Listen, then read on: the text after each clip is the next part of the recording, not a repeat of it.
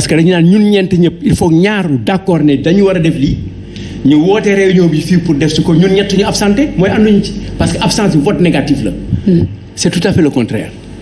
C'est parce que les gens savent que c'est pas bon.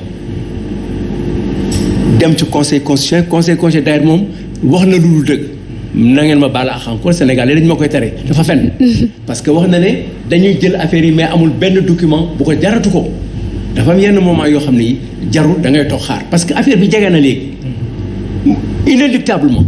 inéluctablement Macky Sall daf fi jóge 2024 maintenant dans quelles conditions naka la ak naka lay demee nit ñi naka lay demee population bi naka la opposition def loolu moo ci des c'est-à-dire que léegi réflexion bi mooy ci ban Sénégal est-ce que dina fi génn ñu am benn Sénégal bu stable bu continuer comme Sénégal bi fi Diouf bàyyi comme Sénégal bi ko fi Abdoulaye Baldé loolu ci loolu la nit ñi liggéey man ci loolu laay liggéey parce que demam mu ngi fi incha allah rabbi yàlla dina dogal loolu parce que feebar bi nga xam ne moo daloon ku nekk ba ñu jóge feebar boo ko dal feebar baa ngi ci yaramam kenn mënu ko expliquer dindi xajatu fi léegi ni ñu koy seet tekk tëral ko fenn pour surveiller ko mais moom feebar bi mu ngi ci moom tëral ko fenn surveiller ko donc loolu ku koy dimbali ne ko dimbali ci loolu président de la République dañ ko war a dimbali ci une sortie honorable avec une stabilité du pays pour réew mi soog a jëm ci jàmm. ok alors ci loolu xam naa ne dinañu delluwaat ca la ñoom maanaam nañ doon def rek ci campagne bi ñuy rappeler ne jàppale nga ñu ci bu baax a baax ci yenn ci ay baat yi nga xam ne sénégalais yi xamuñu ko woon te vraiment ñu war ko xam ci wàllug législature alors ñu ngi am assemblée moo xam te ni configuration bu yees la déjà ñu ngi naan majorité bi amul wala plutôt mouvance présidentielle bi amul majorité wala ñenn ñi jàpp nañ ne ñàkk na majorité absolue est-ce que mën nga dikkat en tant que ancien parlementaire ci solo suk majorité absolue ak ñàkk ko lan lay wund xam nga ñi xuloo tudd naan député yi kenn moomu leen nangam fi nga koy xamee bu ñuy voté ji pour seet kan moo am majorité nga xam ne député am na fu mu féete naka la fay féete moo problème parce que il faut ñu wàññi ne ñii ñoo d'accord ñii ñoo d'accord donc képp ku toog fii di wax nangam war nañ def nii député bi amul fu mu féete non benn député bi mënul décider il faut ñu seet ëllëg kan la ñuy tànn comme président assemblée loolu dafa laaj majorité absolue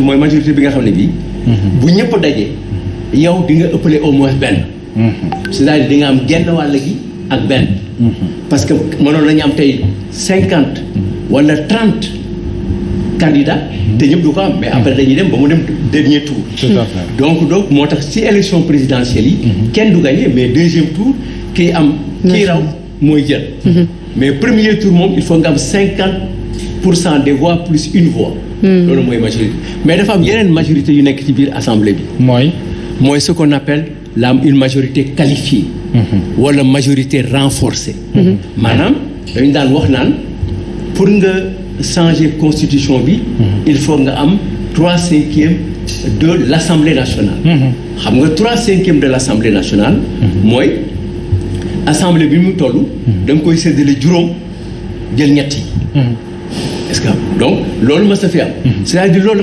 dafay nekk majorité boo xam ne bii dafay ëpp doole simple parce que juróom wax naa la ne assemblée bi gis nga fi ay loi nga dem reportage fekk ko fa fukki nit mais loi bi jàll na mais bu dee loi organique ak loi constitutionnelle dañuy am ay majorité à renforcer boo xam ne loolu rek mooy tax nga def ko parce que loi organique moo sut loi simple parce que loi organique mooy régler problème mu expliquer constitution bi maanaam l'article 103 de la constitution bi nga xam ne mooy réviser constitution bi au lieu ñu dem référendum bu fekkee ne waxuñu ko peuple bi comme yow da ngay remplacer peuple bi war a gën a dooleel sa bopp moo tax ñu ne bu boobaa dafay nekk 3/5 de l'effectif de l'Assemblée loolu moo fi amoon mais depuis la suppression du Sénat ci ñàkk lire et ce qui est grave mooy pour des professeurs en modifiant bi ñuy supprimer Sénat lañ fa bàyyi benn disposition 3/5 de suffrage exprimé parce que boobu dafa fekkoon assemblée bi day voté loi bi ba pare Sénat bi voté ko muy ñaari contrôle après ñu dajale leen boobu temps suffrage exprimé doyoon na fa mais ci tayal et puis tayal bi li gën a graaw nag mooy Ismaïla Madior et c'est incompréhensible de le dire boo demee sur la loi 2016-10 du 5 avril. mu ngi koy bind moom dafa bàyyi moom ci boppam dafa bàyyi suffrage exprimé. suffrage exprimé mooy ni ngeen toll ñëwate rek. comme mën nañu toll 0 donc boo amoon 0 3/5 de 0 day jàll. alors professeur émérite. mais politique moo contact politique cas communautaire. moo ko wàll ba mu àgg foofu. donc loolu mooy ñetti cas yi ma lay wax. d'accord donc noonu lay demee. mu doon lu am solo. partant ci sa expérience nag président parlementaire ban assemblée nationale la ñu nar a am ci 14e législature bi ci configuration bu yees bi. configuration bu yees bi ni ma lay wan ne d'abord xam nga waxoon na ko ngeen kenn amul majorité. ngoonte bon léegi boo andi woon benn loi. nga ne. je suis allé à cette TV def ci point def ci virgule. gars yi discuter virgule bi ak point bi pour ñu voter ko il faut ñëpp taw. parce que ku absenté. doo gagné. oui. donc l'absence est interdite. donc kon dina dindi ci saa si. jafe-jafe bu ñu amoon ci wàllu absentéisme jeex na. tout à fait. parce que normalement. man bu ma doon président groupe parlementaire pour nit ñi xam nga lu leen di wax. dama leen di wax kenn amul droit feebar kenn amul droit dee. ah oui. pour te dire que la présence est exigée. donc bu boobaa ndëgam virgule ngay dindi. mu jafe waxatuma laa ne bu fekkee ne da nga nar a jël xaalis affecté ko nit te nit ñi ne bugguñu loolu ci dispensaire la ñu bëgg. mooy donc dafay nekk loo xam ne ni fu ñuy mujjee trouver des consensus. tout à fait. parce que aussi opposition bi ma gis. opposition bu responsable la. bu xam liggéeyam la. bu bloqué. ñëw ñu pour génne jaas yi naan ku génne ma du non dañu ñëw d'abord pour régler les choses modifier le cours des choses aller vers le positif donc daf leen di jaral nag léegi lu mu jaral gars yi mu jaral leen. mais consensus boobu est-ce que dina yomb nag président c'est ça ak nu mbir yi déroulé nii actuellement. waaw mais consensus à la kulli alin il faut le trouver mënta ñàkk. consensus moom il faut xam nga consensus mooy lan. mooy guerre Mali bi ak Burkina Faso. bi armée yi jeexee ñu sànnante xeex dañu joxante loxo. à la kulli alin et c'est l'intérêt du président de la République. kan moo war a jouer donc les premiers rôles. non c'est le président de la République. parce que moom moo nekk dans une situation bu difficile. xamul lendemain xamu ko. ñi ànd ak moom xamuñu ko. am na lu bari kenn xamagu ko ci kanam lañ koy xam. mais il faut mu bàyyi fii une stabilité politique. tout à fait. une stabilité civile. et la paix de cœur pour que ñu mën a avancer. donc il a le seul intérêt. de faire en sorte que les choses marchent normalement. et légalement. d'après explication yi nga xamante ne joxe nga ko surtout ak configuration bu bees bi ñu nar a gis à l'Assemblée nationale mën nañ jàpp ne 14e législature bi dafay doon assemblée boo xamante ne équilibre la ak concertation vu la situation actuelle. mais loolu laa wax léegi mënul dañ. c'est 82 contre 80 et 3 personnes yoo xam ne kenn feeñagul te kenn ki feeñ na.